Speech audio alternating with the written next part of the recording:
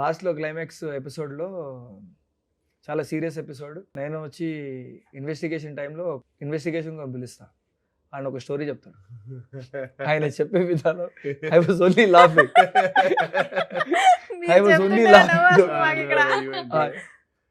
ఒక ఒక జెన్యూనిటీలో ఒక నాన్ సెన్స్ చెప్తుండు.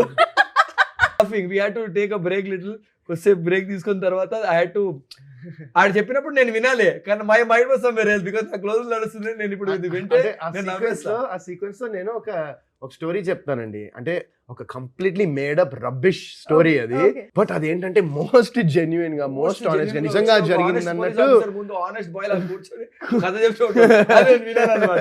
I'm glad I was not there. లేకపోతే I నేను was చచ్చిపోయిన only నవ్వేదాన్ని. The way he started, we didn't rehearse because he was prepared with his lines and I had to listen to a story.